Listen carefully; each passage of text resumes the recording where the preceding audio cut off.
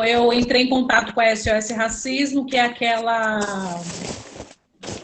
aquele órgão que se localiza lá na LESP, né? Que cuida de questões de discriminação racial, racismos em geral, né, que acontece com as pessoas ligam para lá, é um local de atendimento mesmo para questões de racismo, né, lá na Alesp, Assembleia Legislativa de São Paulo. E eles me retornaram, ficaram super interessados em encontrar com a gente, em conversar a respeito daquela questão da PL, né, para a gente conversar com eles, cobrar deles o que existe em relação a isso, e eles estão prontos a nos ouvir, a nos atender.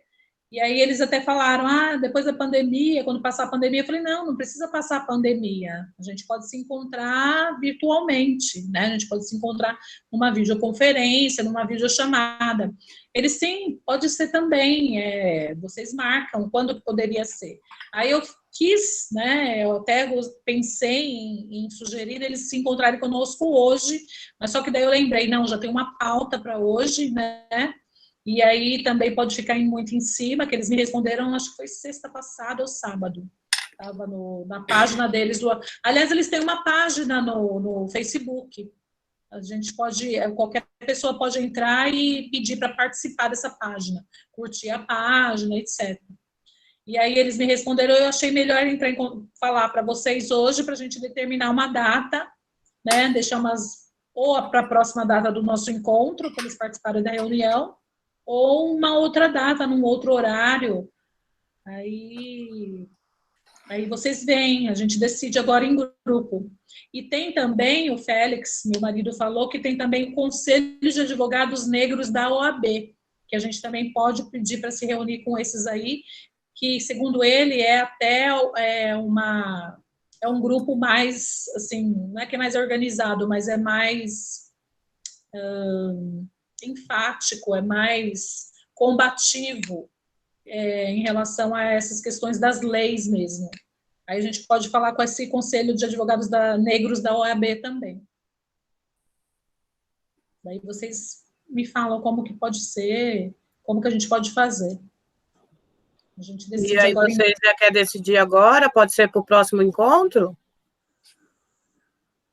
A gente pode colocar, né, no grupo, né, que eu trouxe deixar... essas respostas, né, e as pessoas se manifestarem, para daí no próximo encontro a gente decidir uma data, aí eu vou falando com eles também, entro em contato com eles, vou alimentando essa questão ao longo das semanas, vou falando para vocês o que eu obtive de resposta, aí a gente, no próximo encontro a gente decide, pode ser isso também.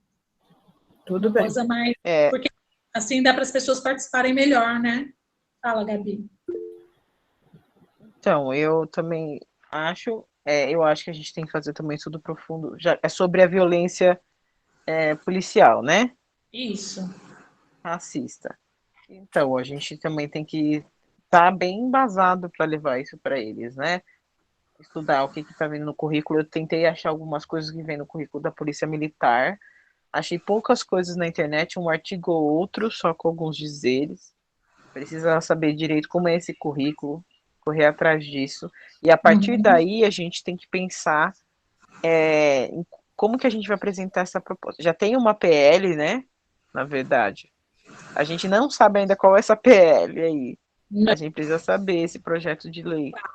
Vou perguntar para o SOS Racismo que PL é essa. A gente procura qual que é a PL, né? Para poder, pelo menos, estudar antes de fazer essa reunião. Acho que a gente tem que chegar embasado. Sim. Eu só quis colocar mesmo mais para falar para vocês que não está parada a ideia. A ideia está caminhando.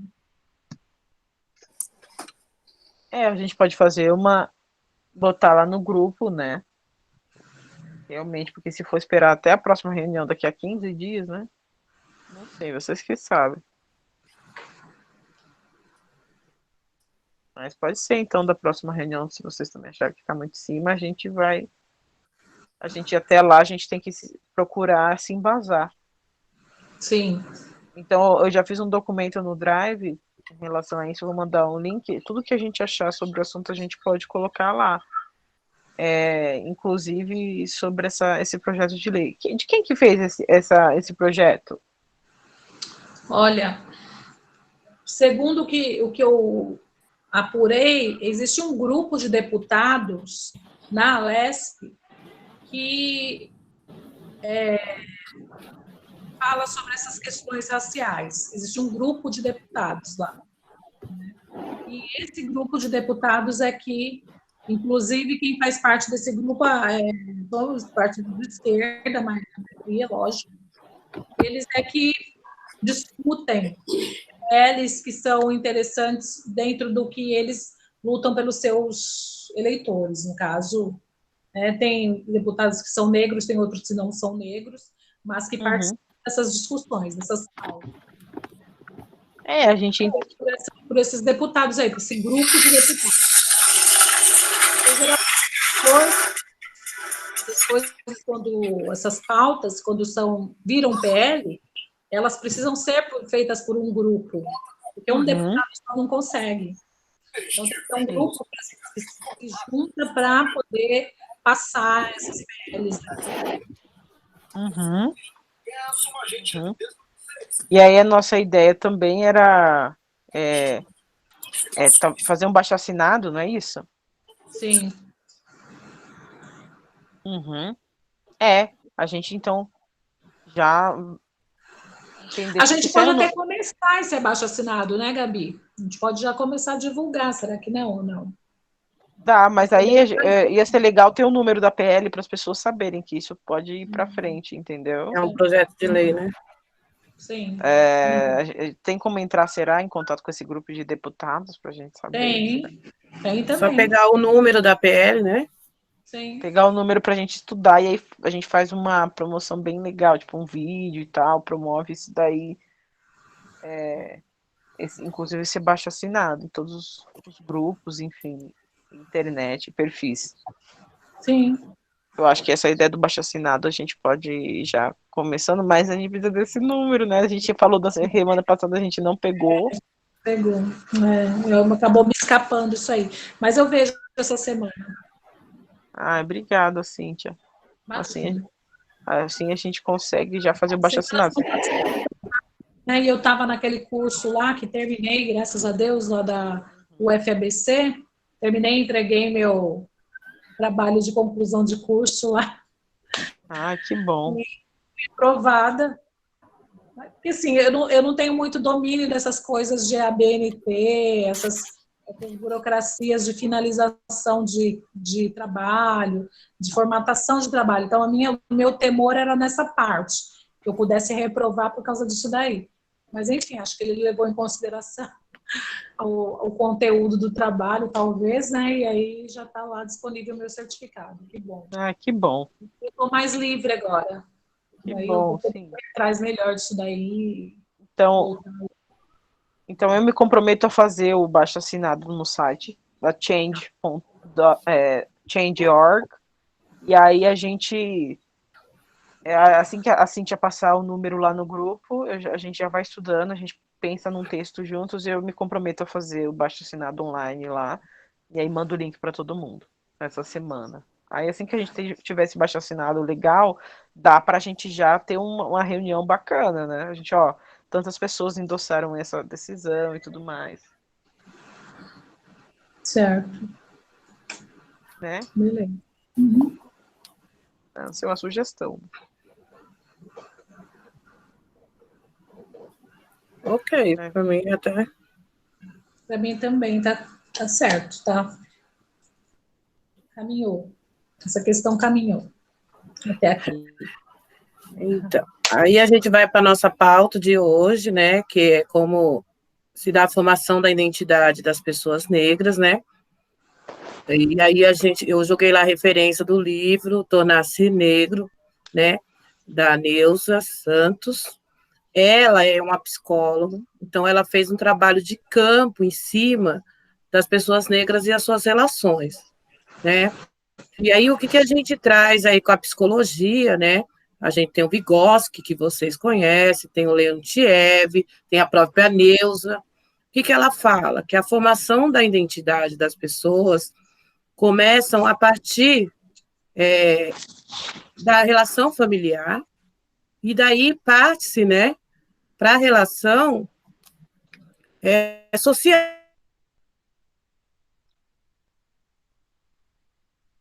Acho que deu algum problema. Né? Quando ele tem que a neuza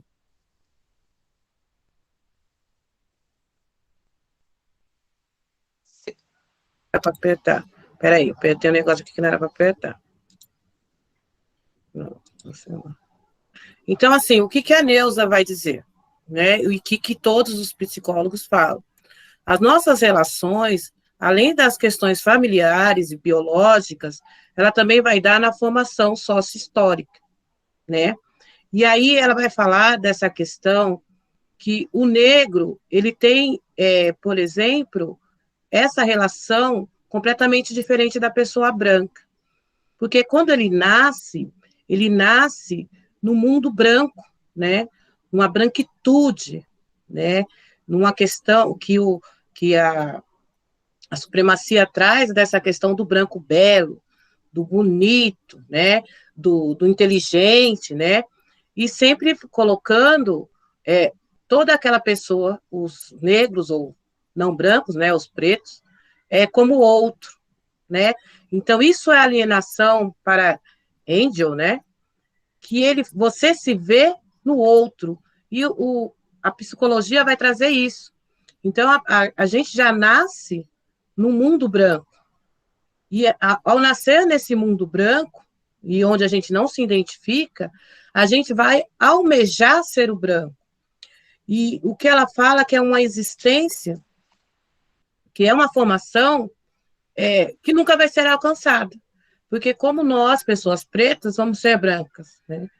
Nesse mundo de classes sociais e nem na questão de pele, né?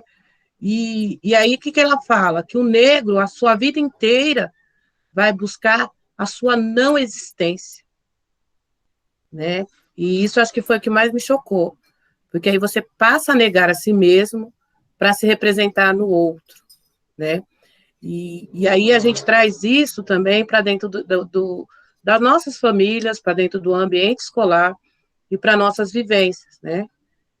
E a gente querer ser o outro, né? Se ver no outro, né? É isso que ela traz. E esse aí é a questão que me choca, né? É uma questão que eu passei por isso, né? Almejar ser o outro, né? Querer ser uma coisa que eu nunca ia ser, né? E às vezes o que me choca é o quanto tempo da minha vida a gente perde num ideal que nunca vai ser alcançado. E aí a minha preocupação, igual eu falei para vocês, e para os nossos alunos, para os filhos, sobrinhos, né? Será que também a gente vai deixar que percorra todo esse caminho de angústia e dor? Porque, assim, quando eu me olho o passado, revisitar o passado, dói. Dói porque é o tanto tempo, né, que eu perdi. Eu comecei realmente a perceber muita coisa com 45 anos, gente. Olha quanto tempo perdido, né? E aí eu deixo para vocês, quem quiser falar aí, tá aberto para vocês.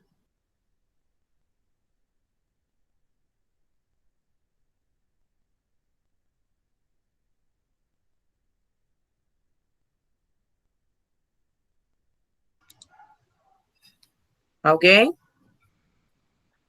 Então vou falar então. Dá para me escutar? Sim? Então tá bom.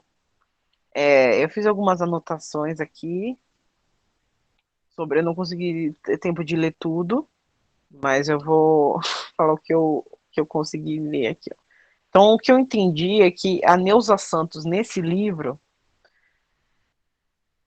ela vai falar sobre os efeitos psíquicos da violência racista, né? Então, o que eu entendi logo ali do começo é que ela traz a questão do ideal do eu branco. Então, esse ideal do eu branco, né, é adotado pelo negro. Então, a gente sabe que tudo aquilo que é branco, né, a brancura, ela é fetichizada, né? O branco é o puro, é o belo. A gente encontra isso em várias referências, inclusive na minha área da história da arte. O branco vem sempre com esse apelo, que é o puro, é o belo, é o diferente, né?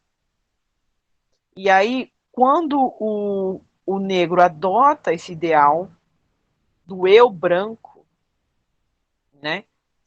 Essa brancura que é fetichizada, o fetiche é aquilo que, para quem não sabe, é tudo aquilo que tem um poder sobre nós, né? Não é sobre essa questão só sexual, né? Que às vezes a gente entende essa questão do fetiche. Fetiche é tudo aquilo que tem poder sobre nós. Então, eu tenho fetiche em sapatos, quer dizer que os sapatos eles têm um poder sobre mim. E a mesma coisa acontece aqui, então, com esse ideal do eu branco para o negro, né? Então, essa brancura, ela acaba tendo um poder sobre o sujeito negro. E aí, a partir do momento que o negro ele assume o ideal do outro como referência, esse ideal do branco, né, ele entra num processo de identificação cruel,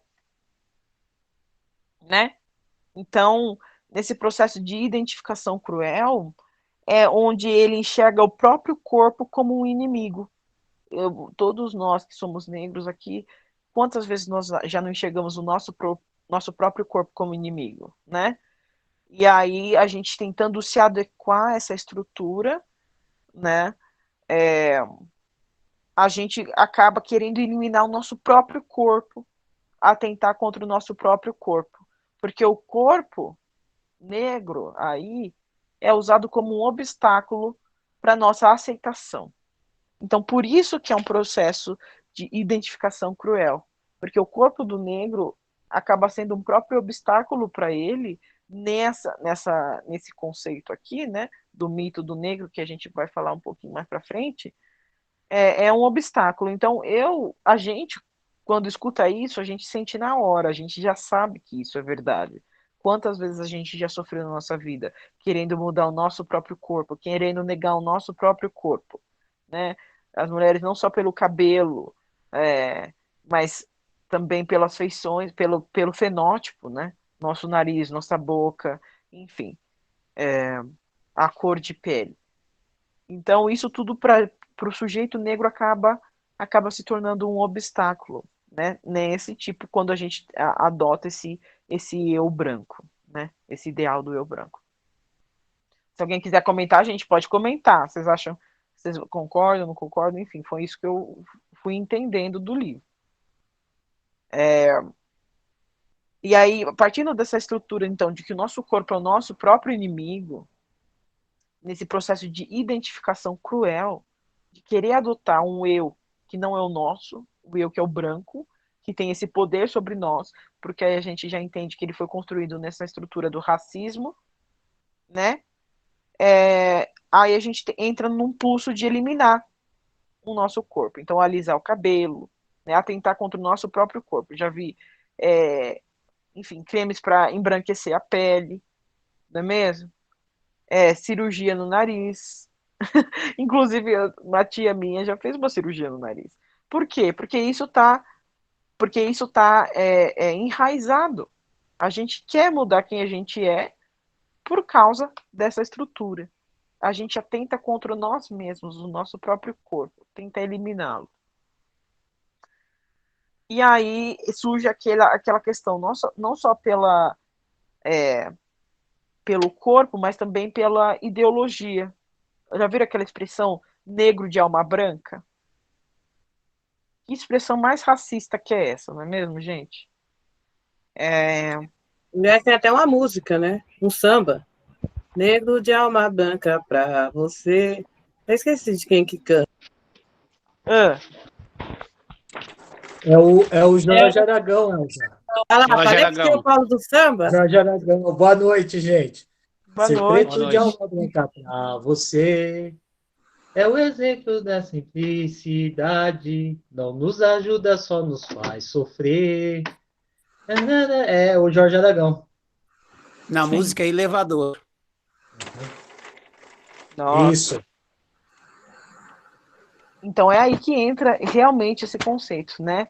As pessoas colocam então como uma virtude ser uma pessoa negra de alma branca. Mais uma vez aquela questão de que o branco, não é mesmo? É o ideal, é a referência. E aí, a partir do momento que o sujeito negro, então, tenta adotar um eu que não é seu, tenta atentar contra o próprio corpo, nega a sua própria existência, aí que a Neuza Santos vai falar que esse negro ele já entra num desafio. Então, tanto para a gente afirmar ou para a gente negar, a gente já sai de uma posição desafiadora, porque a gente já sabe que a referência não é. Não, nós não somos a referência de acordo com a nossa estrutura racista. A gente, mais uma vez, a gente está falando aqui de raça de uma forma histórica e cultural, porque a gente já sabe que esse conceito de raça não existe mais. O projeto Genoma já mostra isso, né? Foi analisado, não sei se me lembro, mas 97, 94, mais ou menos assim, por cento do genoma humano e não foi identificado nenhuma questão relacionada à raça. Somos todos uma mesma espécie, somos a espécie humana, por mais que sejamos diferentes. Geneticamente, somos todos da mesma espécie. Mas isso, por um lado, também não deixa da juíza curitibana condenar um homem negro a 14 anos, né? A raça não existe, mas continua aí Ex utilizando, né? Exatamente, é isso que a Então, gente vai trazer. Uhum. A ela raça, é então, utilizada assim. Biologicamente pode até não existir, mas historicamente, socialmente, ela é usada todos os dias para fechar a porta, bater a porta na cara e tirar as oportunidades do homem negro, da mulher negra, da criança negra, com certeza, certo? Manuel. É isso mesmo. O conceito de raça biologicamente não existe, mas ideologicamente ele existe, não é mesmo? E ele Exatamente. foi construído com um propósito, principalmente econômico. Eles precisavam, inclusive aqui no Brasil, a gente está falando agora do contexto brasileiro, mas enfim, a gente sabe que em vários outros contextos esse foi o mesmo objetivo. Então, a questão da raça com, foi com essa questão ideológica e econômica, né? Tanto que os negros construíram o país e depois foram descartados. E a gente sabe que é um conceito cultural, né? E aí entra o Vygotsky aí nessa questão também, né? Sobre como que a gente se apropria do conhecimento de quem a gente se apropria isso pela cultura historicamente, não é mesmo? Então a gente se apropria tudo disso. Somos quem somos porque nós nos apropriamos do nosso meio, né? É o que Marx também vai falar do materialismo histórico dialético. Somos quem nós somos porque a gente se apropria da realidade material. Pensa bem, se todos nós tivéssemos nascido, sei lá, no meio do mato, né? Não tido contato com a sociedade, nós seríamos quem nós somos hoje? Não, né? Nós seríamos provavelmente aquela coisa do Mowgli, né? A gente não aprenderia tudo que a gente aprendeu nas máximas possibilidades. Então, saindo desse contexto histórico-cultural, o racismo ele entra aí também, né? Com uma questão histórica e cultural que foi aprendida e tem se passado de geração a geração por uma estrutura que precisa desse racismo para uma forma econômica. Mas esse foi só um recorte. Voltando para o livro, eu vou fazer só mais um comentário, e aí quem quiser já comenta em cima, que a Neuza Santos, então, vai falar que esse negro, né, esse sujeito negro, ele entra nesse desafio, e principalmente para desafiar o mito negro. Ela vai pegar uma referência de Levi Strauss e vai falar que esse mito ele é uma fala. Então, todo mito, a gente sabe que o mito ele tem por objetivo, né, surrupiar o real, né? E é isso que ela vai falar, que esse mito do negro, né, ele entra como se nós fôssemos diferentes, essa coisa de que o negro é o diferente, é o inferior, enfim. Isso, né? E esse mito do negro, ele tenta transformar isso como uma coisa natural, a sociedade racista tenta transformar essa questão de que o negro é inferior, de que ele enfim, não é referência, não é o centro das relações, e aí ele tenta transformar isso como uma coisa natural, como se fosse parte da natureza.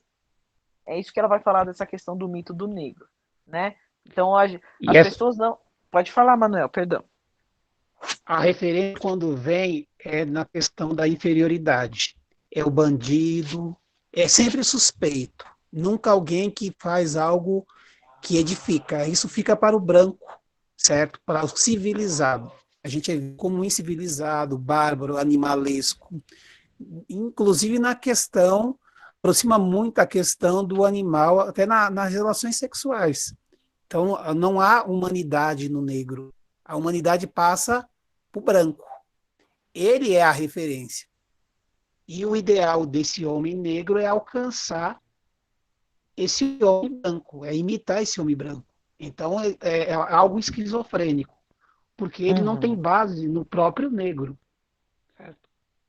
Daí o mito. Exatamente. É um mito irrealizável. Porque, assim, nós nunca seremos o branco. Certo? Aí as referências, elas são eurocêntricas. Daí a questão da 10.639, a importância de utilizar outros referenciais, para quebrar com essa hegemonia do eurocêntrico, o homem branco, heterossexual e etc. Certo? É isso. Uhum. Exatamente. Exatamente isso. E, enfim, parei onde? No mito, né? Isso. Que eu já me... transformar, então, essa questão dessa história, que a gente sabe que é um mito, em uma coisa natural. Então, a gente já percebe, e o Silvio de Almeida vai falar isso no livro dele, que o racismo, ele, como é estrutural, ele, de uma certa forma, está naturalizado nas relações. Não é mesmo? Então, inconscientemente, mas, de certa forma, consciente, nós, o ser humano, ele acaba sendo racista, né? Então, a gente já viu várias estatísticas disso, sobre professores olharem os alunos negros como os mais violentos, policiais olharem os negros como mais violentos também, em relação à ameaça, né? Isso é estatística. Não que essa pessoa aprendeu a ser racista, né, de uma forma formal, mas isso faz parte da formação dela como ser humano, né? E aí, eu parei, Então o negro, ele para se afirmar negro, ele já parte dessa posição do diferente. Então, para se negar ou para se afirmar, ele parte dessa posição. Então ele tem esses dois caminhos. E o negro de pele mais clara, ele também está aí referido, porque como a gente já discutiu em outros momentos aqui no grupo, né, o negro de pele mais clara também é visto pelos brancos como uma pessoa negra. E isso não muda o seu status da sociedade de forma alguma, né? Mas a gente sabe que, infelizmente, as pessoas retintas ainda têm mais dificuldade. Só que os negros de pele mais clara também estão aí. Então, como a Neuza Santos é uma psicóloga, então ela vai trazer isso no nível clínico. O que essa violência racista ela traz de efeitos psicológicos na pessoa negra. Então, essa violência racista, ela representa uma dor de lidar com a própria identidade, né? Uma dor de lidar com a própria identidade, um sentimento cruel, né? Um sentimento de inferioridade, como o Manuel falou também aqui. Então, é uma dor, e é uma dor psíquica. A gente já parece que a gente já, como a gente já está calejado de escutar isso, né? Porque a gente passa por isso todos os dias, mas isso afeta nosso psicológico, né? A gente, às vezes, sem um embasamento teórico, mesmo as pessoas que passam por isso e não entendem dessa questão psicológica, elas podem fazer, como a Neuza Santos também faz as entrevistas no livro dela, ela consegue claramente falar sobre a vivência dela e a gente consegue entender como aquilo é racista. A pessoa consegue falar realmente sobre a vivência dela, né? Então é um sentimento, ela consegue falar sobre esse sentimento, né? Esse sentimento de inferioridade, esse sentimento de culpa. A gente se sente culpado, né? O tempo todo. A gente sabe quando você entra no shopping e você já tem que entrar se afirmando, né? Numa loja que às vezes você entra numa loja e você se sente estranho. Você fala, esse ambiente, eu e Maísa já passamos por isso também. A gente entrou num shopping de alto padrão para fazer uma compra, não, para ir ao cinema. A Maísa pode contar até melhor sobre essa situação. A gente não chegou de carro no shopping. Aparentemente todo mundo chegava de carro. Aí eu passei ali na frente e o rapaz falou, você trabalha aqui? E eu claramente não estava com roupas de trabalho, eu estava com um vestido longo verde. Isso não sei se é uma roupa de trabalho para aquele senhor, mas eu tive que... Ele olhou minha cor de pele, ele viu meu cabelo e falou, essa pessoa deve trabalhar aqui, não veio de carro, certo? Eu falei, não trabalho aqui, vim ver o cinema. E eu e Maísa, a todo momento que a gente estava lá, a gente se sentiu incomodada pelo olhar das pessoas, né? Por essa não se sentindo pertencente. E isso, exatamente porque isso afeta o nosso psicológico. Enfim, só para terminar meu comentário aqui, então, tornar-se negro, que é o nome do livro, né? Não é só em relação a esse passado de escravidão. Ser negro não é só sobre o passado de escravidão, mas é também tomar consciência dessa violência racista que acontece hoje, né? Essa violência racista e normativa, e sim encontrar um caminho de subvertê-la, né? Encontrar um caminho para sair disso, encontrar um caminho para a nossa própria identificação, encontrar um caminho para uma construção da nossa própria imagem, para o nosso próprio rosto, né? Alheio a esse desejo do branco, né? Porque dessa centralidade do desejo do branco. Como diz a Ivone Lara, né? Um sorriso negro, um abraço negro. O negro é a raiz da liberdade. Já uma outra referência de samba aí. Mas é isso, gente. Esse foi meu comentário. Alguém gostaria de comentar? De nada. Obrigada, Gabi. Eu queria... Fala, Selminha. Não, pode falar, depois eu falo. Não, eu só ia comentar a respeito da questão da estratificação, né, da cor, né? A cor, colorismo. Esse colorismo, mas eu queria dizer a estratificação mesmo, né? A estratificação da cor, né? Que confirma, né? O branqueamento do negro, né? O negro ele passa a querer, nessa luta contra si mesmo, ele passa a querer se branquear e branquear as próximas gerações, por exemplo, né? E no começo do movimento negro, na época do final da monarquia, começo da república, as primeiras associações de negros, os primeiros movimentos para se adaptar à nova vida, né, a vida de liberto, né? Os negros, o papel do movimento negro naquela época era sempre de integração à vida do branco, né, porque o mundo é branco, né? Então essa integração do negro liberto ao mundo do branco. Então a partir daí, o que acontecia? As pessoas passaram a querer, sim, se embranquecer, né? E se embranquecer em todos os sentidos, não só na questão da cor da pele, como embranquecer a questão estética do cabelo, etc., mas também o embranquecimento cultural, né? As religiões, né? Passou-se você quer ser pertencente à nossa sociedade, então você vai ter que ser cristão agora. Não pode a sua religião afro, de matriz afro, né? Então, o negro, ele começou começou a surgir aquelas associações, né, dos homens pretos. Nossa Senhora do Rosário dos Homens Pretos, por exemplo, é dessa época, né? E essas associações eram uma forma deles se fortalecerem como grupo e conseguirem se manter na sociedade, né? E uma outra coisa que eu queria mencionar aqui, e o Abdias é que fala muito disso, Abdias do Nascimento. Ele, no começo do movimento dele, da integração dele no movimento negro, ele fez parte da Associação Integralista Brasileira, que era uma corrente extremamente conservadora, né, do movimento negro, né?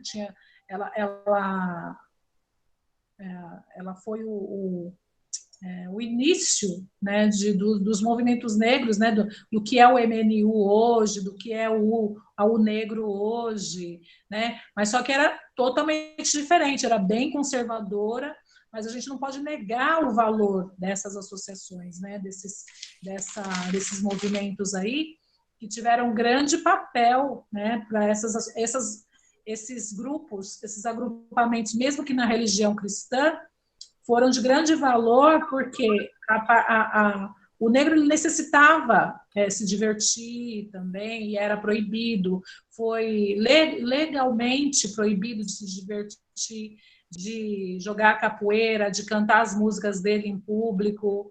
Existia uma legislação que proibia tudo isso. Então, o que ele teve que fazer? Essas associações tiveram que se adequar, se integrar à sociedade. Aí começou-se a surgir os bailes black, né, os bailes das associações, que eles eram proibidos de entrar nos clubes brancos. Então, eles tiveram que se organizar ali nos grupos deles para eles se integrarem à sociedade. Aí surgiu muito, aqui em São Paulo tinha os bailes blacks, né, desde os anos 30, 40, 50, e aí as escolas de samba, né, mas aí as escolas de samba foi uma coisa mais... não foi tão integrado, não tiveram que se negar tanto enquanto o grupo negro, né? As escolas o Clube Holmes, né?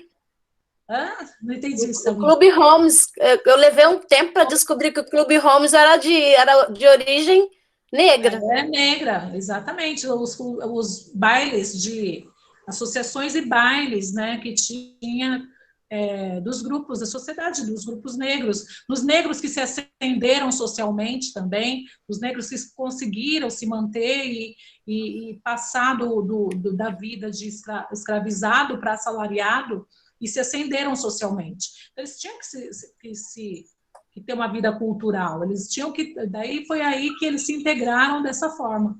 Surgiram esses grupos aí de bailes blacks e tudo mais. Aí o Abdias, ele foi rompendo com essas associações conservadoras, né? Ele foi preso, ele viu que não adiantava nada ele se integrar daquela forma, negar suas origens e tentar se embranquecer culturalmente, que ele foi preso, ele fazia parte do exército aqui em São Paulo, né? Ele foi... tiraram ele de lá, eu estou esquecendo o termo, como se diz, tiraram ele do exército, ele foi militar. Ele debandou, ele falou, não adianta nada isso, eu vou assumir a minha negritude e fazer meu povo se afirmar nessa sociedade como povo negro mesmo. Aí ele monta o grupo negro de teatro, né?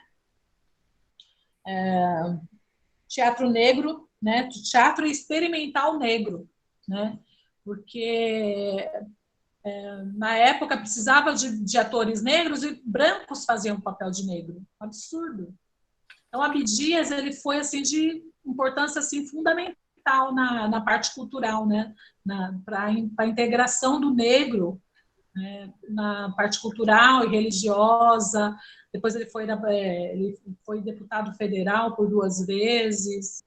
Abdias é uma pessoa que fez muita diferença e fez o que a gente é hoje. Ele foi o primeiro intelectual negro a falar do negro, né? Um negro falando do negro, foi o Abdias, o primeiro. Então, hoje, se a gente consegue falar da gente, se a Neuza conseguiu falar da gente, né? Foi essas pessoas aí, a gente deve muito, muito a elas, né? Essas pessoas.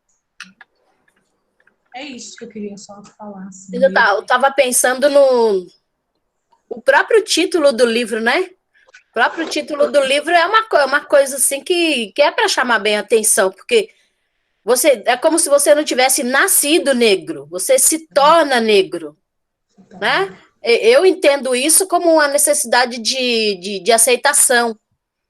Diante de tanta dificuldade, de tanta perseguição, de tanta negação, né? A necessidade de você se tornar um negro. Mas como assim? Eu já nasci negro. Mas será que... por fora você é negro, mas será que lá dentro você é negro também? Aí eu estava pensando uma coisa. Você vê nos grupos de colegas, não é tão comum você ver sempre um neguinho no meio de um monte de brancos. E aí ele se junta com aquele monte de branco para poder zoar o outro neguinho que não é do grupo dele. Aí essa questão que pode parecer somente uma coisa boba, uma coisa de molecagem, mas entra nessa questão aí do psicológico mesmo, né? Da necessidade de aparecer de alguma maneira, de ser aceito. E aí eu estava pensando, inclusive, que eu andei lendo um pouco sobre a Neuza, né? Essa questão psicológica que ela falou tanto, será que isso daí não afetou a ela diretamente? Né? Porque eu estava lendo sobre o fim que ela teve. Né? Como que uma pessoa que trabalha tanto essa questão, vou falar da questão psicológica, da aceitação, etc., etc., eu estava lendo que ela tirou a própria vida. Né? E num período, inclusive, que ela tinha sido convidada para poder escrever a respeito do 13 de maio, e supostamente o texto do 13 de maio teria sido o último que ela escreveu, porque depois disso ela morreu. E aí eu fico pensando, será que ela também não... Tudo aquilo que ela falava do cansaço, né, que muita gente se cansa, nem todo mundo vai à luta, nem todo mundo consegue manter a luta, consegue se reunir, consegue brigar, consegue exigir, né? Muita gente desiste. Outra coisa que me chocou também é que alguém postou uns gráficos falando a respeito da morte de negros. A gente sempre fala da morte por assassinato, né? Mas naquele gráfico está mostrando a quantidade de negros que suicidam.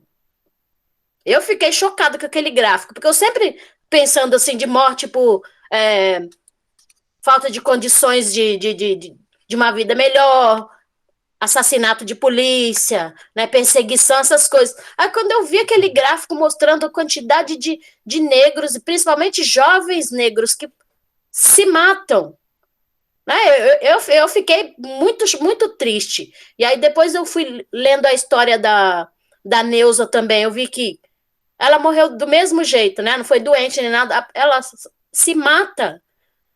E, gente, essa questão psicológica, a questão mental, né? É uma questão muito séria, né? Não é todo mundo que consegue conviver e que consegue lutar para poder vencer, porque é uma luta diária, né? Tem uma coisa, olha, eu estou assistindo a televisão, eu não consigo ver a cena daquele policial com o joelho no pescoço do George. Eu não consigo. Então, na hora que aparece aquilo, eu já não olho. É uma coisa minha, assim, eu não consigo ver. Eu vejo um monte de coisas. Essa cena eu não consigo ver. Sabe? Então, eu fico pensando, outras pessoas... Será que elas... Como é que elas lidam com essa questão, né? Com essa questão da perseguição, da diminuição, da inferiorização, né? Da tentativa de desaparecer com a raça mesmo, né? A tentativa de acabar do genocídio. Genocídio. Porque o embranquecimento é um tipo de genocídio, né? Sim. E aí, olha, é uma questão que não tem como a Gabi falou, a gente fica afetado mesmo psicologicamente.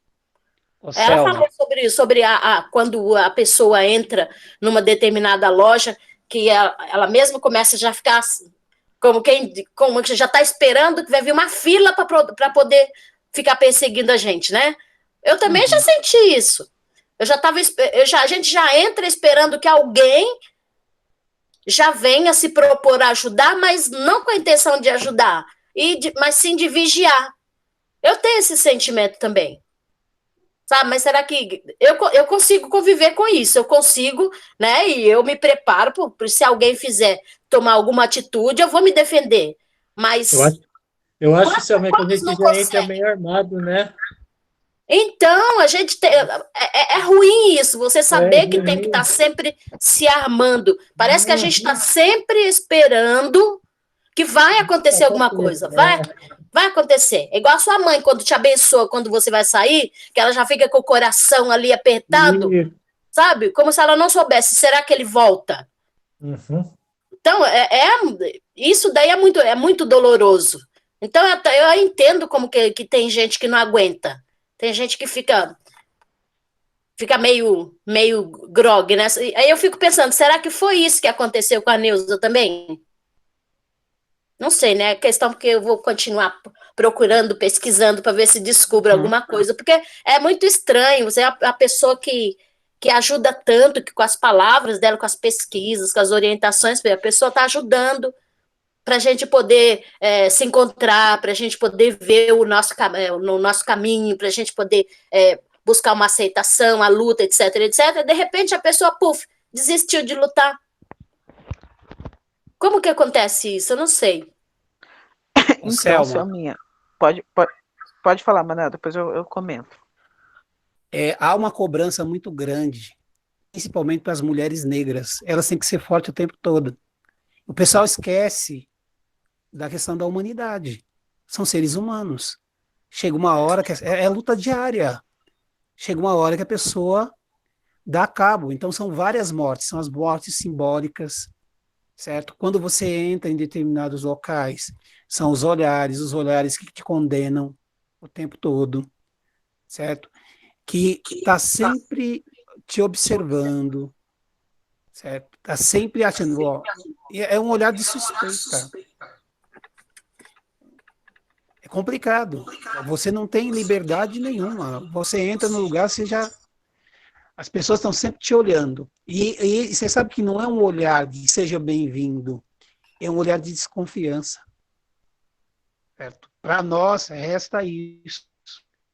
E encontrar que, assim, o local onde você mora, porque a gente tem o que sobrou, certo? Nós não tivemos acesso à terra. E a gente sofre isso até hoje. Aonde é que o negro mora? Aonde é que o negro, nos territórios, o que cabe? Aonde estão os negros? Então, isso é dolorido até quando você fala, olha, eu moro lá em Perus, não, eu moro lá em Taipas. O que é Taipas? Certo? Então, você tem ataques diários.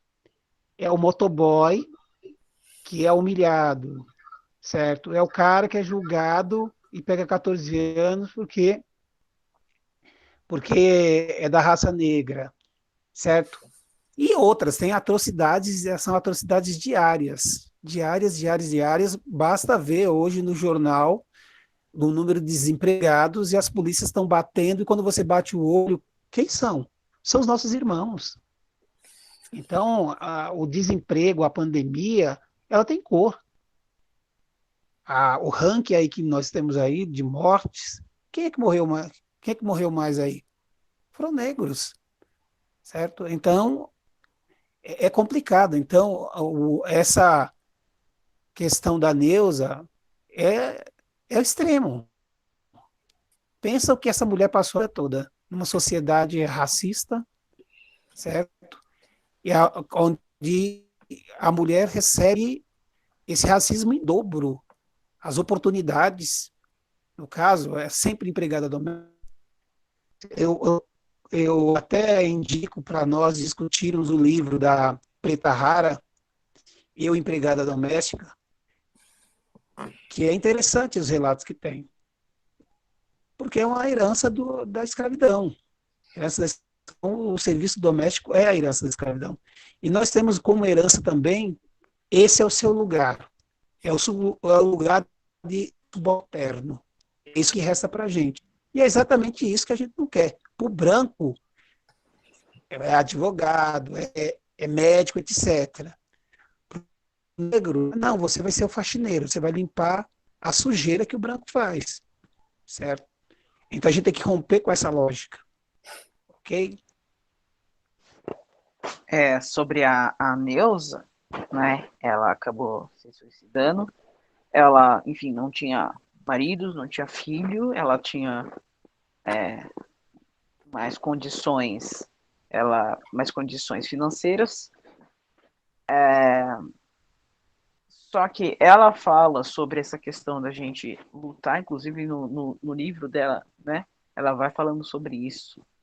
Que a gente tem ainda muito o que fazer. Mas ela, de uma forma, foi apagada. Quem sabia da Neuza Santos antes da Elza indicar? Ela nunca apareceu na TV. Sempre foi apagada. Eu não sabia quem ela era, entendeu? E, inclusive, até a morte dela não foi noticiada. Só foi noticiada pela acho que é o Palmares aqui que noticiou a morte dela. Enfim, pela Fundação Palmares, que é o que eu li agora. E, enfim, foi apagada. Foi apagada, que faz parte também desse projeto de apagamento epistemológico. Só que a gente fala muito sobre a teoria, a gente esquece também dessa parte. Então, foi a solidão da mulher negra entra aí, né? Uma mulher negra bem-sucedida, às vezes até mesmo bem-sucedida, mas às vezes é preterida, até pelos homens negros. A gente pode falar um pouco mais disso no feminismo negro, quando a gente for falar sobre isso, né? Por uma questão de status, enfim. E foi apagada pela mídia. Então, é uma coisa a gente pensar também. O que esse apagamento ele traz de efeitos psicológicos? Porque a Neuza tinha boas condições de vida, né? O que o racismo faz. Claro que a depressão é uma doença, envolve os fatores sociais. Eu mesma vou abrir aqui para o grupo, eu mesma tenho depressão. É uma luta diária, é uma coisa que eu faço tratamento psicológico, enfim, psiquiátrico, e não é uma coisa fácil, né? E isso, claro, que tem relação a vários fatores. A gente sabe que desde a barriga da mãe, a criança tá recebendo todos os estímulos ali, enfim, várias questões que acontecem. Dentro da barriga da mãe, ela já começa a perceber o mundo, enfim. E isso vai para frente, vai para a vida, né? A gente sabe que é um desequilíbrio químico, mas também os fatores culturais e históricos, eles contribuem para o desenvolvimento e o agravamento da doença. Enfim, eu já comentei demais, eu gostaria também de ver os outros colegas comentando. Quem tiver um comentário aí para fazer sobre o livro, enfim, sobre as questões que a gente está falando. Mas é isso. Eu acho que, infelizmente, a gente é testado o tempo todo, né? A nossa autoestima, ela já é totalmente prejudicada, porque quando a gente se descobre, né, como diz a Neuza Santos, que tornar-se negro, né, a gente descobre a nossa identidade, a nossa consciência. Isso para mim veio com o rap, né? Porque antes eu alisava o cabelo, depois eu comecei a cantar, né, até a buscar o conhecimento mesmo da minha história. Aí eu coloquei trança, cortei o cabelo, né, fiz big shop. E a Gabi sabe o quanto é frustrante para mim ter pintado meu cabelo de verde, estar com meu black na rua e ficar escutando piadinhas o tempo inteiro por onde a gente passa na rua. Nossa, mas é todo dia isso, tempo gente. Inteiro, sabe? Às vezes a pessoa tá de carro, ela passa e grita, que cabelo feio. Ou do tipo, que a gente foi na Santa Efigênia esses dias e aí o cara falou, já é Halloween? Então, a branquitude, ela acha que ela pode falar qualquer coisa. Inclusive, que dá o direito, né? Desse cara chegar e falar isso? Qual que dá o direito, principalmente homens, né? Chegar e falar uma coisa dessa? Então, todos os lados se você sofre com opressões. Quando você entra numa loja, você pode estar com dinheiro que você para comprar qualquer coisa na loja, né? Tipo, eu fui comprar um microfone esses dias. A gente estava com dinheiro, a gente tinha dinheiro, a gente só queria um bom atendimento e um olhar assim, né? Um olhar de não preconceito, né? E muitas das lojas que a gente entrou, a pessoa nem olhava na nossa cara. Então, não interessa se você está bem vestido ou não. Só que a questão da racial, ela pesa tanto que a branquitude ela se vê no direito e no poder de falar qualquer coisa da sua própria história, da nossa história, e de apontar e julgar a gente por erros que a gente nem cometeu, né? Por isso que você vê aquela questão da violência policial tão exacerbada assim, né?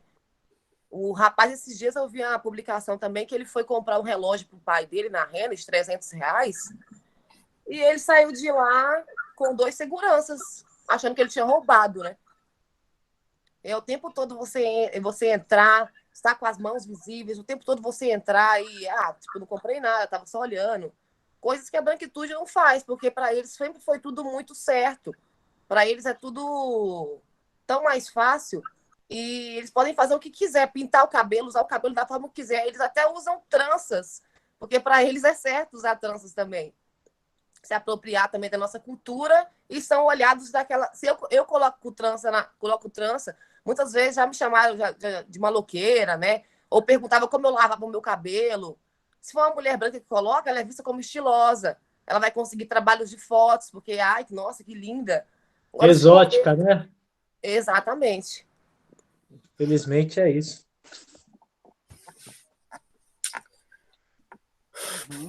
Inclusive, a gente tem que levar a nota fiscal sempre, né, amor? A gente toda hora fala... O moço fala, você quer nota fiscal? Não, eu quero sim. Eu quero sim, porque vai que um segurança me para. A Elza, né? Eu chamo ela de Dé. Ela, inclusive, passou por uma situação esses dias atrás, em relação à compra, entendeu? Num supermercado. Depois ela pode falar um pouco mais sobre esse assunto. Acho que ela já até comentou aqui no grupo. A gente sempre tem que baixar a cabeça, sempre tem que fazer tudo. Pô, gente, uma hora se revolta, né? Olha o pessoal lá nos Estados Unidos, estão botando fogo em tudo, estão fazendo um balbúrdio e ninguém está aguentando mais. Chega, basta, né? Basta. E o livro, Selma, no Tornar-se Negro, né? É justamente porque a gente não nasce negro, né? As pessoas nos classificam de negro, né? Por isso que a gente se torna, a gente descobre isso quando nasce, né? Por isso Tornar-se Negro. Tem alguns autores aí que trabalham essa questão, né? Tem esse documentário aí, Eu Não Sou Seu Negro, é um documentário dos Estados Unidos, que também ele vai falar dessa relação, né? Que você está falando que eu sou negro, né? Ô, Elza, pessoal, a Bianca Santana tem um livro, Quando Me Descobri Negra, que ela fala que ela tem 30 anos, certo? E há 10 ela é negra. Porque antes ela era mulata, morena, etc. No dia que ela colocou um turbante e foi para o trabalho, acharam estranho, certo? Então é um processo. Você tornar-se negro é um processo que você vai descobrindo num ambiente onde a referência é o branco. Então é como se você não existisse. Então você o tempo todo está imitando o outro, quando você nunca vai chegar a ser o outro. Então as referências, por isso que a Neuza diz que você tem que ser o negro pelo negro. Daí a necessidade de nós descobrirmos, nós irmos atrás dos nossos ancestrais. Ok? É isso. Isso lembra uma frase da Djavan, que ela fala que é a luta diária para ser reconhecida como sujeito, impor minha existência numa sociedade em que insiste em negá-la. Exatamente. E boa noite, gente. Boa noite. Oi, pai. Boa noite. Tudo bem? Boa noite. O o Manuel, haja vista que aqueles dois rapazes que eles foram hostilizados, um aqui em Vinhedo, o outro lá no Rio de Janeiro, que acabaram de citar aí, lá do relógio, os caras não eram tão negro, né? Digamos que ele era o que a Gabi colocou aí na primeira fala dela, aquele efeito Michael Jackson, né? Podemos vulgarizar assim, né? Mas os outros, eles tinham tendências mais claras, inclusive o do Rio de Janeiro, mostrar os pais deles, assim, era até de origem, assim, parecia índio, né? Aquele pessoal mexicano. Então, essa inferioridade que é imposta pelo sistema, é uma coisa imposta, gente, para a gente ficar sempre lá por baixo. Porque a Cíntia colocou, quando representar um personagem negro, os caras tinham que tacar carvão, ou pó de carvão na cara. Então não tem aquele máscara ali, né? Já pinta de preto, não sei quem já passou por isso, desenha o colega.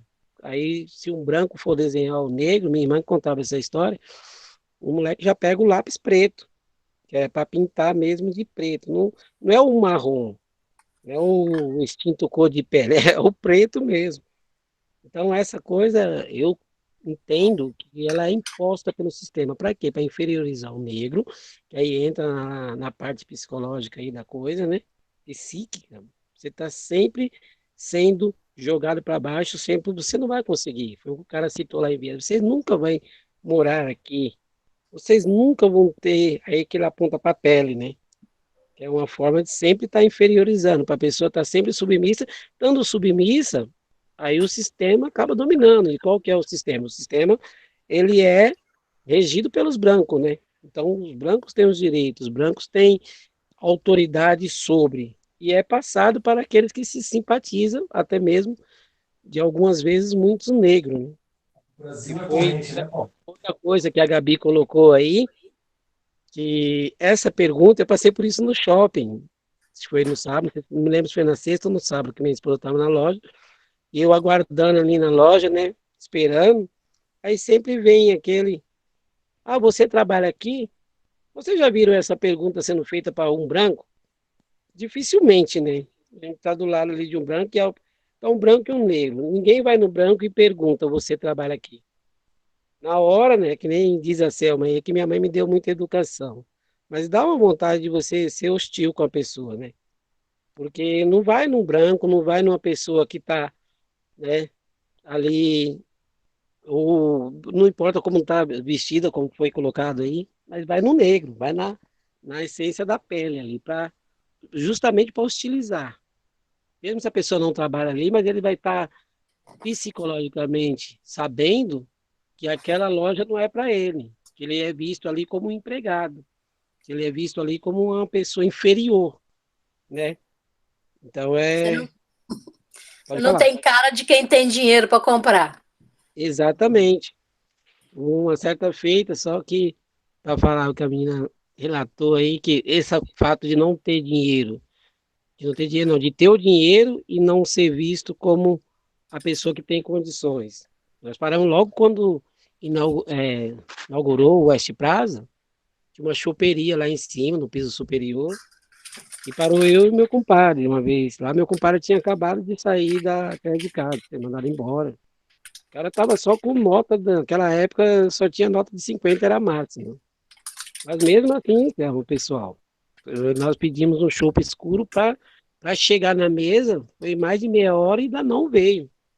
Aí nós tivemos de sair da mesa e falar. Aí ele foi pagar com a maior nota, ele sacou tudo que ele tinha, contou na frente do pessoal para, né, se afirmar que não tem o dinheiro, mas nós não vamos querer mais aqui. Inclusive, nós vamos divulgar aí para o pessoal da faculdade, o pessoal que aqui de perto, que esse estabelecimento não serve para nós. Aí a gerente veio imediatamente, não, acho que porque viu o dinheiro, né? Não, moço, o que foi que aconteceu? Vocês podem ficar mais um pouco. Que é aquilo que o Paulo falou aí, que esse Antônio falou, a gente tem que sempre estar se afirmando, sempre estar provando, sempre estar justificando. E só para complementar o que a Selma disse aí, é exatamente o que acontece, muito angustiante, é a pessoa ser intelectual, ser pensadora num mundo que é sempre jogado para baixo, sempre ali, né? E a voz, muitas das vezes, não é ouvida, porque, como foi dito aí, ela acaba sendo apagada. Então, quantos trabalhos negros que foram apagados historicamente falando? Quando eu disse a reunião passada, no nosso encontro, melhor dizendo, passado, você faz um trabalho na escola, mas muitas das vezes, se o trabalho for, né? Se não, se não tiver uma afirmação, se não tiver uma postura entre os colegas, o seu trabalho ele é anulado, ele é aniquilado. Se for, né, colocado ali em evidência, os próprios colegas, até mesmo de escola, acabam, né, querendo minar. Quer dizer, que é para não, já para não dar margem de, de justificativa, não, aquele trabalho surgiu daquela determinada pessoa e ter aquela afirmação dentro, até mesmo do nosso trabalho, até mesmo dentro das escolas, né? Então, muitas das vezes acontece isso. Enfim, gente, a luta ela é árdua, ela não é fácil, não. E essa parte que a Deusa coloca no livro aí é o que acontece diariamente mesmo. Já inferiorizam para dominar.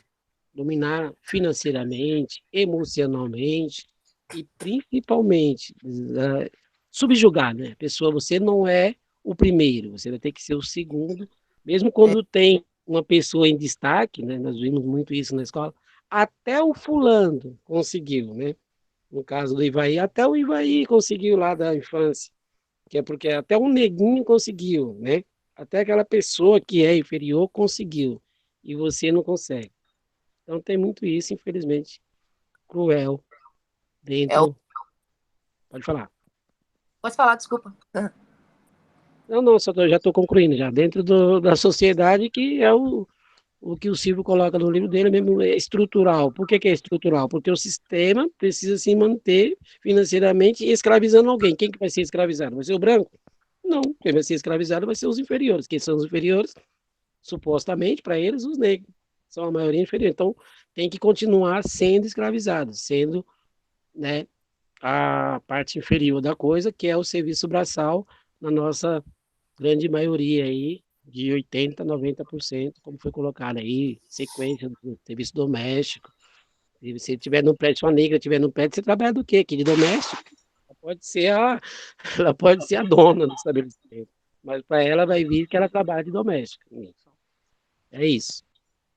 É como se fosse, é o pacto, né, narcísico da branquitude, né, que tem até o texto que a Dea acho que disponibilizou lá para a gente, né, da Cida Bento, né, e a branquitude ela acha que só ela que produz mentes e talentos, né.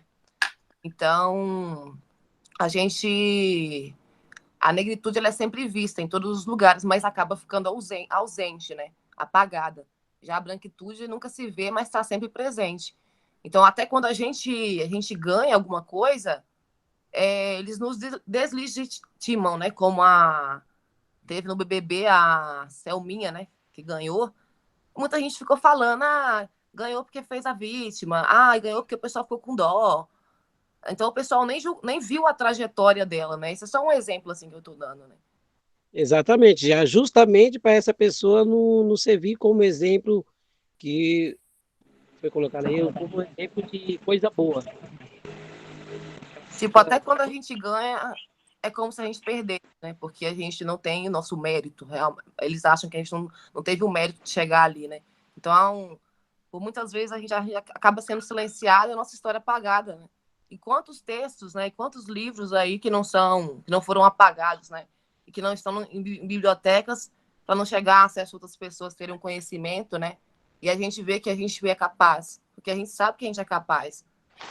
A gente só, às vezes, não tem oportunidade, porque a branquitude não deixa a gente não deixa a gente ocupar espaço. Então, é por isso que a gente tem que criar a nossa cena. A gente vai criando as nossas cenas e os nossos espaços. Né? Por isso que tem os coletivos, por isso que tem os slams, né? Os saraus. Exatamente, foi o que o Manuel colocou aí. Quantos exemplos são escondidos na infância, principalmente na infância escolar, né? Pega aí o advogado aí, que colocaram, esses dias que foi no grupo, né? Luiz da Gama, um advogado negro. Então, esses exemplos eles são escondidos lá na escola, na nossa infância. Para quê? Para não ter essa margem de o negro só aparece quando é futebol, quando é samba, para ser aquilo que colocaram na outra reunião, não é? Ele é figura assim de artista só, mas não serve para outra coisa, digamos assim. Infelizmente. É isso. No caso da Thelma, tinha que pegar toda a trajetória dela como não só vencedora do BBB. Ela é uma negra que foi adotada e é médica. Não enfatizaram isso. Então é um exemplo para a molecada também.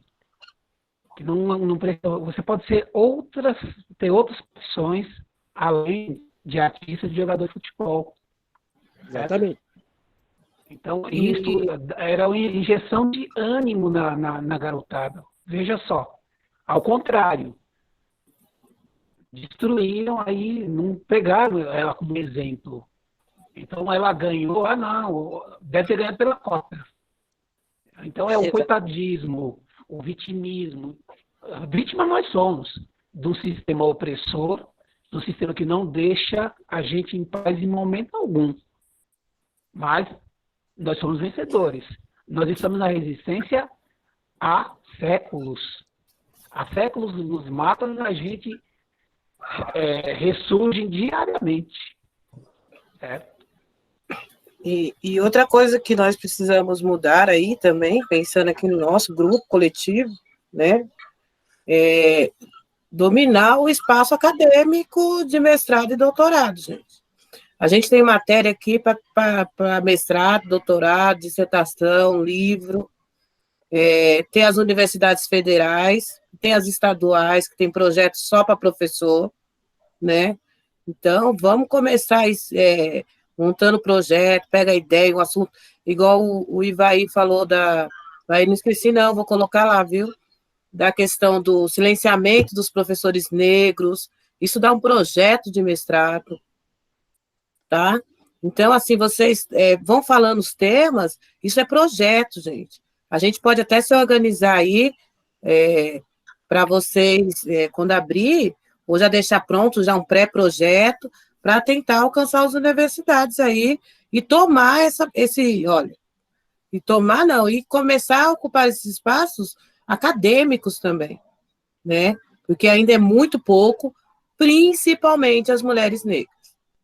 Principalmente para as mulheres negras, né?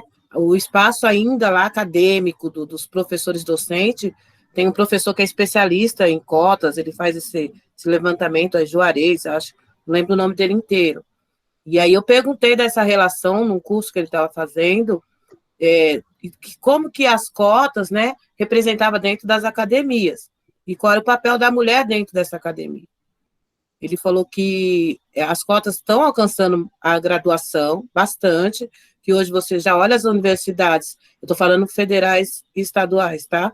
Você já vê a cor, né? Como ele diz, já está colorida, né? No sentido de tem pessoas diferentes, não é só branco igual ele via antes. E ele falou que nos cursos de pós-graduação, ainda as mulheres estão chegando, os homens também, mas ainda está muito longe, né? Então, assim, eu vejo vocês falarem, eu ouço, e eu estou vendo que vocês, isso mesmo, professor Juarez Xavier de Paula, Cíntia, e tem material que dá para vocês aí fazer pesquisa. A Universidade Federal de São Paulo, ela tem um projeto de para professor, uma cota lá para professor, tá? Ela não exige a língua inglesa, no começo, né? Ao menos que eu vi no edital também não vi. Tem a Universidade do ABC também, que não sei se vai mudar esse ano, mas era só no final que ele pediu o curso, a avaliação da língua de proficiência, né? Então, assim, vocês têm material, né? Vocês têm ideias, vocês têm tema que dá aí para a gente fazer. Vamos dominar essa academia aí e mostrar também na reprodução de conhecimento. É só uma ideia aqui que surgiu e eu estou expondo aí para vocês. Se alguém quiser falar. A gente não pode se contentar apenas com um pouco, né? Nós temos que expandir um pouco mais. E esse é o grande medo de todos, né? Que o negro conquiste seu espaço, que o negro tenha mais conhecimento que eles. Esse é o grande medo deles. Nós não podemos ficar apenas estagnados, parados nisso onde nós estamos. Nós podemos ir muito além.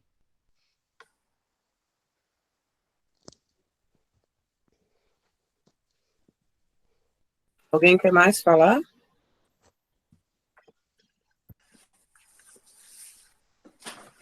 Gente, alguém quer mais falar alguma coisa? Eu acho que todo mundo está vendo que a gente aprendeu muito, muito mais com escritores, né? Com cientistas negros falando da gente. Ficou muito mais claro para a gente, né? Muito mais claro. Troca a palavra. Ficou muito mais escuro para a gente entender. Essa foi boa. Até isso a gente tem que tomar atenção agora. É verdade. Ficou muito mais. Tem que tomar cuidado até. A língua traz, aí ela fala junto. Vamos crescer as nossas ideias. E ficou bem, escureceram bem as nossas ideias. Elzinha, isso mesmo que você falou, a gente precisa ocupar as universidades como docentes agora, né? Porque como universitários, a gente está ocupando, né? Minha filha mesmo, ela está lá no Rio Grande do Sul, ela está lá representando lá uma menina, uma mulher, no curso de Relações Internacionais, né, numa federal no Rio Grande do Sul. E ela, a Selminha viu o que eu passei com ela, quando ela tinha uns 16, 17 anos, ela passou por uma depressão terrível, justamente por causa disso, dessa questão do corpo, da questão de não se aceitar. E olha que eu sempre, né, eu como mãe preta, sempre falei do cabelo dela, que era bonito e tudo mais, fazendo a mesma coisa que minha mãe fez comigo. Só que, infelizmente, não foi o suficiente. Eu tive uns maus pedaços com ela. Ela tentar se cortava, queria morrer, queria se matar e tudo mais. E foi uma vitória para mim, ela ter superado tudo isso, né? Teve um ano que eu não consegui trabalhar. No ano de 2017, eu recebia, o meu lerite vinha 000, que eu não conseguia sair de perto dela, porque ela estava num momento assim muito complicado. E aí ela superou isso, a gente conseguiu com tratamento, com todo tipo de tratamento possível, né? Oração e passeio e atenção e tudo mais, né? Que eu podia dar para ela. Fiquei do lado dela e ela superou, prestou o Enem e já foi direto do ensino médio. Ela passou direto na Universidade Federal, lá no Rio Grande do Sul. E hoje em dia eu fico de olho nela, ela já está no 3º ano, mas fico de olho nela para ver se não está precisando de nada, se está bem. Ela conseguiu moradia estudantil, mas é muito complicado. Esse ano, por exemplo, em julho, ela vinha para cá, não veio por causa da pandemia, né? Mas ela sofreu muito com essa questão do corpo, né? De não se reconhecer, de não se ver, de não se aceitar, né? Ela sofreu muito. Hoje em dia ela tá bem, né? Vamos dizer assim, ela tá bem, usa o cabelo assim, tipo igual o meu, mas ela fez muita progressiva no cabelo. É terrível, gente, terrível. Eu passei por... O que eu não passei na minha adolescência, questão de não se aceitar, eu sempre me aceitei, meu cabelo, eu sempre usei ele enorme, né? Quando ninguém usava, eu usava, tanto assim que meus amigos falavam, então tá vindo o cabelo ali, eu tô vendo um cabelo, tá vindo, a Cíntia tá chegando. Quando eu vinha chegando para algum evento, então meu cabelo chegava primeiro que eu. Mas com ela, eu passei por isso, foi muito difícil. Então, tornar-se coisa, né? Tem duas coisas, de não se aceitar e de não ser aceito, né? Acho que muitas das vezes o sofrimento do adolescente isso mesmo, Evair. É isso mesmo. A questão de não ser... Ela até poderia até se aceitar, de repente ela não era aceita no meio dela. Né? Não se via como do grupo. E a coisa que a Elza falou é muito importante, né? A gente adentrar aí dentro dos espaços, né, acadêmicos aí e, além de adentrar, começar também, uma coisa que eu coloquei no grupo semana passada, eu acho, divulgação, gente, divulgação. Muitas coisas têm que ser divulgadas mesmo para quebrar muitos paradigmas aí que está enraizado. Então, se a Selma não falasse agora Clube Homes dos negros, aí, quantos formandos lá do Humberto ou de qualquer outra escola que vai lá, que vão lá, vão ver aquilo como, porque é na Paulista, então é coisa do branco. É coisa que foi o branco que fez, a coisa é muito bonita. Então, se não começarmos a divulgar isso aí, de tudo tipo de rede, né, faculdade que tem, universidade, pós-graduação, mestrado, doutorado, e quando tiver também pessoas assim influentes, temos que estar lançando aí na rede social, porque é uma forma de atingir aquele que nunca imaginou, né, que ia entrar no Homes e aquele clube ali ia ser de um negro, não, das origens negras. Não, o cara fica perdido. Ah, não, é luxuoso, é branco. Então, tem um colega meu que ele tem um trabalho muito legal de história. Ele mostra as partes bonitas lá da África do Sul e pergunta para os alunos, né? Onde vocês estão? Onde vocês acham que vocês estão aqui? Aí eles falam Paris, eles falam Estados Unidos, nunca fala África. Então, essa parte aí tem que divulgar e expandir mesmo. É isso. certeza. É uma luta ideológica, né? O que o Milton Santos ele vai falar. Inclusive, Milton Santos ganhou um prêmio que equivale ao Nobel da Geografia, mas é outra figura que você tem que pesquisar um pouco mais para encontrar as coisas. Claro que a gente conhece um pouco mais, mas assim, né? Precisaria de mais divulgação dos trabalhos dele, que foram incríveis. Ele vai falar que o feio não é para nossa sociedade, não é ser racista. O feio para nossa sociedade é mostrar que é racista, né? Não é ser, mas é mostrar. Então a gente tem que começar aí com essa luta ideológica mesmo do ser, né? Porque as pessoas, elas sabem que tem esse racismo estruturado dentro delas, mas elas entendem que o problema não é essa questão, é elas mostrarem que elas estão sendo racistas, né? E a gente tem que começar a partir daí, da ideia, né? Da ideologia. Eu gostei muito dessa questão da gente realmente procurar novos espaços de produzir os nossos conteúdos e as nossas e nós mesmos como referência, né? Sobre as questões psicológicas aí, é o que a Neuza traz. Infelizmente, Neuza acabou falecendo dessa forma muito triste, mas ela mesma, inclusive, ela ainda escreveu um texto antes do Dia da Consciência Negra, um ano antes dela falecer, sobre isso, né? Que falou que 120 anos depois as coisas ainda não tinham mudado, mas é isso que ela vai trazer aí para fechar o livro, né? É lutar contra essa normativa, essa violência racista, né? E se colocar como central, como referência, buscar os caminhos para a gente desenvolver a nossa própria identidade, nossa própria imagem. Esse que é o caminho. Esse é o caminho que a gente tem que seguir, né? Por mais efeitos psicológicos que a violência racista tenha trazido. Mas, enfim, é esse meu comentário. Sigamos aí na luta por uma sociedade mais justa e igualitária para todos. E uma outra coisa, Gabi, quando aconteceu o que aconteceu aí com a sua companheira, foi o que eu coloquei no grupo aí a semana passada. Tendo oportunidade, gente, tem que processar. Tem que deixar os caras acuados. Meteu pau, né? Eles têm que sentir. Eles têm que sentir. Foi o que o motoboy lá de Valinhos, ele fez.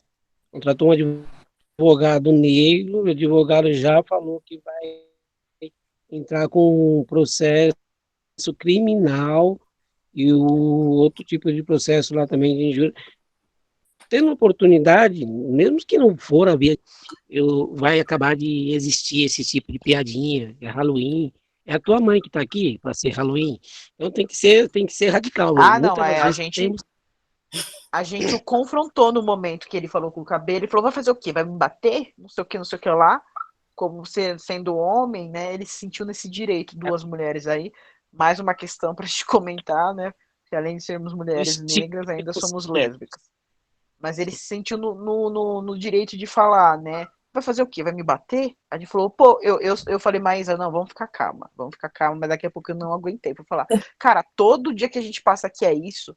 Todo momento você passa, você fala disso, qual que é o seu problema, cara? Fica na sua. Eu falei, você não me conhece. A gente tem que. A gente acaba apelando, né, para essas coisas, para ter respeito. Aí quando um outro homem apareceu lá para falar, porque todos os homens até agora estavam em silêncio, apareceu para falar, aí que ele ficou quieto. E aí vem essa questão do machismo, do racismo e da lesbofobia ali na mesma questão. Mas é muito interessante isso mesmo que você falou, e vai. É a gente documentar isso, o cara tá falando uma merda, filma, né? Vamos na polícia, vamos correr atrás disso aí. E a gente tem que, é isso, incomodar também, né? Porque, por exemplo, eu falo assim muito da questão de quando eu pego no microfone, de revolucionar, soltar minha voz e falar sobre a minha história, e a gente percebe, né, que tem uns caras que coçam a cabeça, que abaixa a cabeça, é porque tá incomodando. E realmente a gente tá atingindo o alvo que quer atingir, né? Que é a branquitude que não quer ouvir uma mulher negra lésbica ali em cima falando, cantando rap e contando a sua verdade, né? Se uma mulher negra incomoda, imagina duas, né? Ainda de cabelo verde. E uma de cabelo verde. Eu vou falar pra mais, eu vou pintar o meu de uma cor mais colorida ainda pra gente causar. É isso. Que isso, gente? A gente não tem a liberdade. A gente não tem a liberdade de se expressar, de ser uma cor de cabelo. Você vê que não é só a cor de pele, a sexualidade. O povo quer interferir em cada. Acha que tem o direito de interferir em cada detalhe seu, cada parte do seu corpo. Uma cor de cabelo, é isso que a Maísa falou. As brancas pintam de roxo, azul, amarelo. Tá tudo bem, sabe? Enfim. É isso, gente. Sigamos aí na luta, né? Diariamente. Levantando sempre a cabeça, não baixando a cabeça para nenhum racista, machista, enfim. Eu estava lendo aqui antes da gente começar a reunião, que é aquele delegado de Brasília, né? Vocês viram o caso do delegado de Brasília, que sofreu racismo, só que o cara não sabia que ele era um delegado de polícia, porque ele estava a paisana, que era dia de folga, né? Então não estava mostrando carteira, nada, né? E aí o cara se ferrou porque ele foi autuado ali, né? Aí depois disso, depois disso foram duas pessoas da família querendo se encontrar com ele, foi conversar, foi pedir desculpa, foi se explicar. Aí ele já falou logo, olha, não me peçam para eu tomar nenhuma outra atitude com relação ao seu parente que foi racista comigo, porque a gente tem que seguir com o processo, porque todo mundo tem que cortar isso. Porque cada um que desiste da luta faz com que continue. Aí não foi a primeira vez, ele já tinha feito isso com uma pessoa na rua, não sei se foi um mendigo ou se foi um camelô, ele já tinha xingado também. E aí, só que era uma pessoa da rua. Aí, de repente, ele teve a mesma atitude dentro de um restaurante com o cara que ele não sabia que era delegado. Né? Então, o cara era autoridade, ele pôde autuar. Né? Mas e os outros que não têm carteira, que não tem farda, que não tem nenhum poder? Quanta gente aí que aguenta tanta coisa e às vezes não tem nem coragem de reclamar? Esse menino da moto mesmo, para ele correr atrás de processo, de buscar os direitos dele, ele precisou ser aconselhado por um monte de gente, porque ele não queria nem arrumar encrenca. Mas você tem que arrumar encrenca. Né? Ele queria deixar para lá. Né? Ele queria deixar para lá, mas não, aí disseram para ele, você não pode deixar para lá. E aí várias pessoas ofereceram ajuda, já apareceu advogado de graça, e assim foi, porque não pode deixar. Não é? Aquele velho dito popular lá, né, Selma? Depois que inventaram a desculpa, ninguém mais apanhou. Porque não apanhou o quê? Ela tá Aparece com a desculpada, carinha de, Lucy. parece com a carinha de Desculpe de sentar a pua. Não, mas Não o tem que desculpar, branco, não. diz que ofende, ele parece com a carinha de santa puta lá pedindo desculpas. Aquela menina lá do Grêmio que xingou o goleiro do Santos, depois foi lá em rede pedir desculpas, que, ai, eu desculpa Não a sou todos. racista. Eu não sou racista. A primeira coisa que falam é eu não sou racista. Perdeu o emprego. E perdeu tenho as amigos coisas. negros. Meus amigos são Ah, negros, eu não sou racista. Faltou falar etc. empregada, né? Aham. Faltou falar empregada. Mas Aí tem uma você vê, questão né? aí, é preciso denunciar, e sempre denunciar por quê? Isso reforça.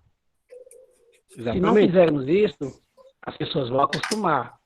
O fato do rapaz não ter conseguido ir atrás, depois de aconselhar, ir atrás, de processar, já dá uma temeridade. Opa, pera um pouquinho.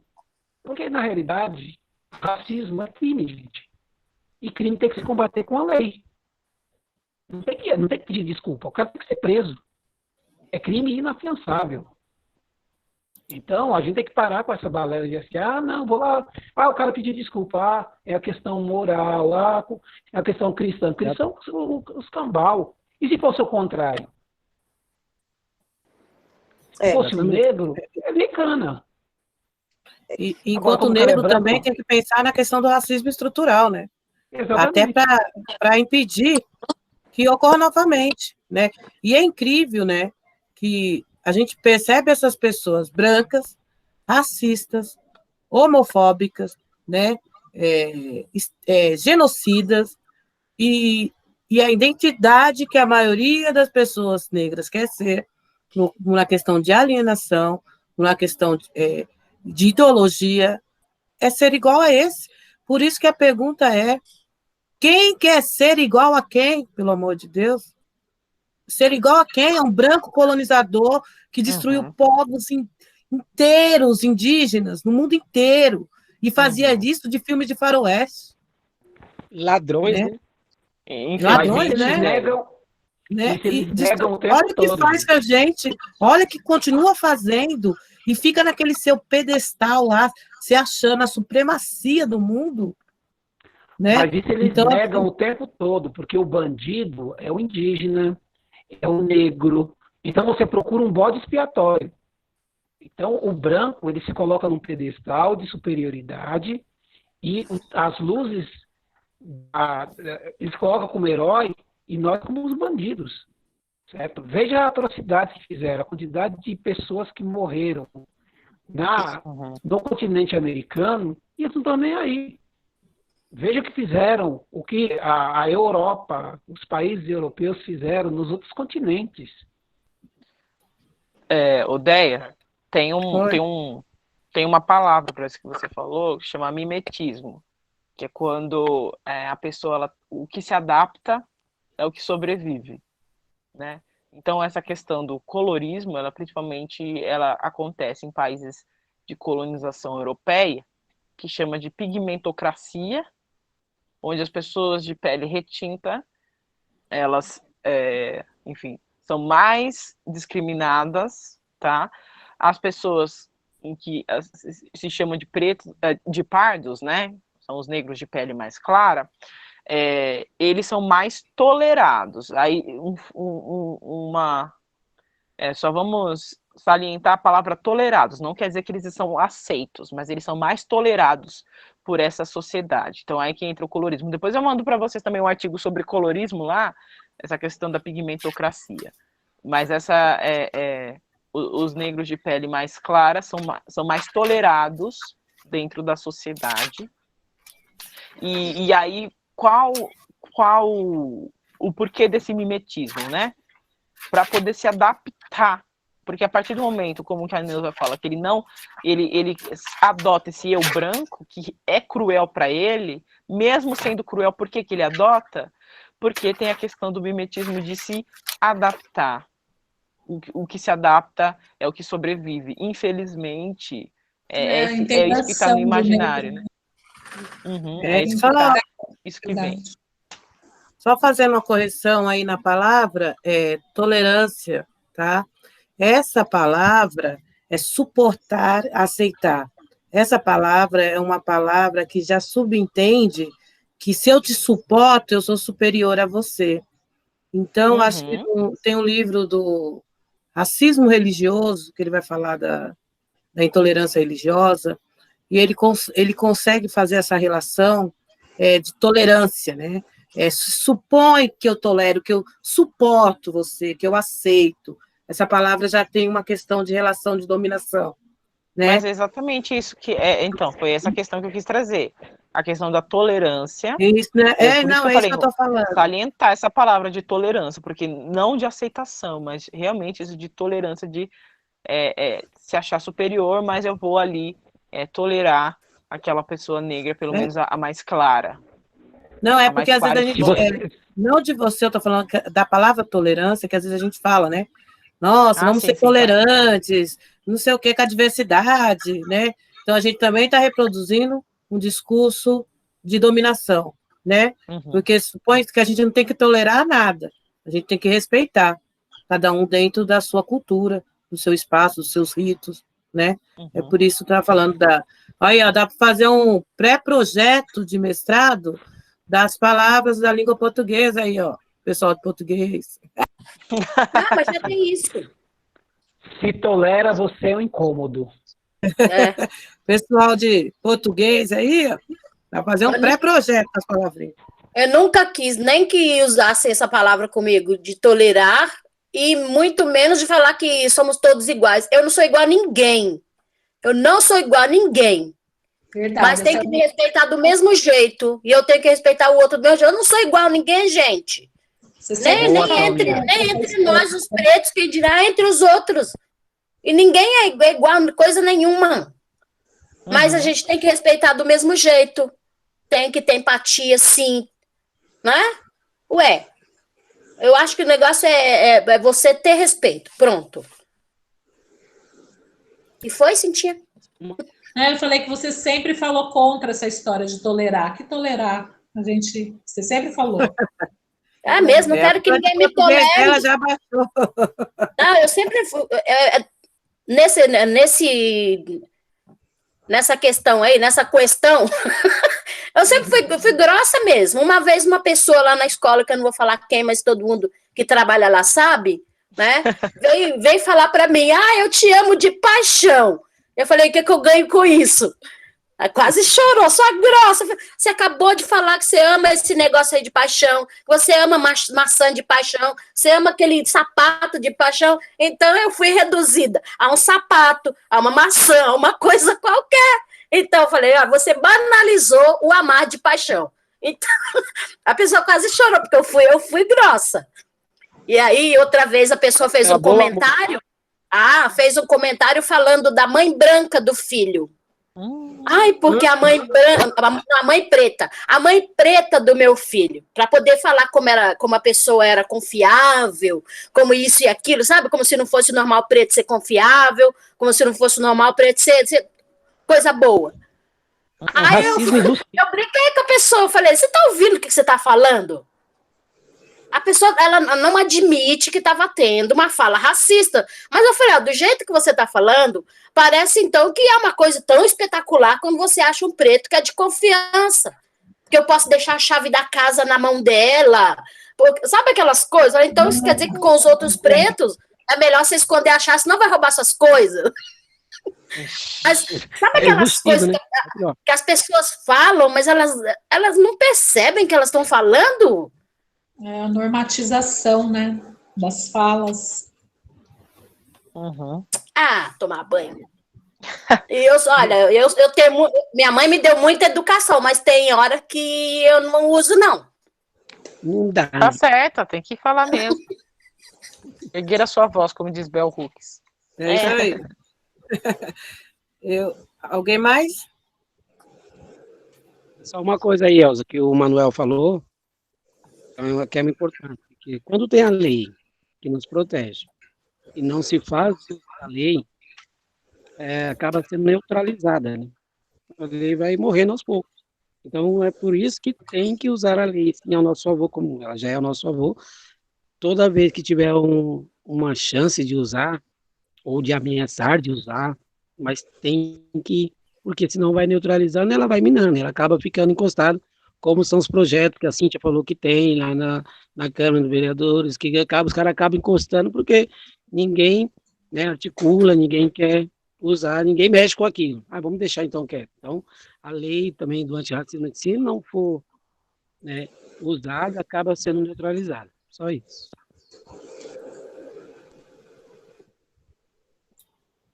Qual que é Alguma o próximo retórica? tema? Não, qual que seria Feminismo o próximo negro. tema? Ai, Feminismo negro. curti, esse aí eu curti. Os homens que se Todos eu preparem. curti. Não, todos eu curti, mas esse aí eu curti bastante. Eu acho que é só, né, gente? Deixa eu falar só mais uma coisa. Fala, Flu. Vocês viram que o Ivaí hoje não tá na rua? Ah, é? Claro. Oh, finalmente! Eu pedi para finalmente mudar o dia, né? Ah, seu sem vergonha. Primeira vez que ele não tá atrás do Covid na rua. Vocês têm É que quinta-feira, né? Quinta-feira é dia de terapia. dar uma folga para ele. Tá perdoado, Negrinho. Tá bom, gente. Beijão. Até a próxima. Espera um pouquinho aí. Tchau, tchau. Ô, Elza, pessoal, o que vocês acham de nós adiantarmos os temas e o grupo preparar e apresentar? Não entendi. Adianta os temas futuros e a gente se prepara e um dos participantes apresenta o livro, por exemplo. Então, Mas é isso que a gente está fazendo, mais ou menos. É isso que a gente está fazendo. Por exemplo, do Tornar-se Negro, né, foi uma votação, eu coloquei o tema, e aí eu faço uma síntese do livro, e aí a gente discute entre, lógico, vocês podem fazer outras indicações mesmo. Agora, o próximo é Feminismo Negro, acho que é a Maísa, né, Maísa? E o da Chimamanda, O Perigo de uma História Única, vocês já pensaram? Então, a gente, no começo do grupo, a gente fez uma lista, pediu para todo mundo mandar os temas. A gente fez uma lista. Depois a gente fez uma votação. Aí, nessa votação, os temas eles foram elencados. E aí, a gente manda com antecedência na semana o material lá no grupo, sugerido pela pessoa. Então, cada um aqui, eu sugeri um, outra pessoa sugeriu outro, todo mundo sugeriu um tema aí. A gente colocou lá, fez a votação e aí já tem um cronograma. Então me perdoe que eu entrei no grupo depois. Ah, tá, Manuel. Então acho que. Mas vamos colocar o seu tema lá Vamos colocar o seu tema no cronograma, então. É isso que eu falei para ele, que eu não esqueci. Você pediu para colocar lá o silenciamento dos professores negros, né? No ambiente escolar. E já tá na listinha lá. Só que a gente tem o quê? 18, 19... A gente tem uns 15 temas ainda. A gente começou agora. Beleza. Tem tema, viu? Tem bastante tema, mas é isso mesmo. Quem indicou, faz uma referência. Temas porque nós temos história. E tem mais tema ainda, viu? Se jogar lá, aparece lá. Com certeza. Mas tem que ter bastante mesmo. Pra gente mas manda essa relação, por favor. Tá, eu vou jogar lá no grupo, tá bom? Tá, obrigado. Eu posto o nome do... É isso. Tá, Manuel, no grupo. Se alguém... Beleza. Posto o nome do livro que você falou lá. Boa noite para vocês. Beijo, tchau. Fica com Deus. Beijo no gato Félix. Os orixás.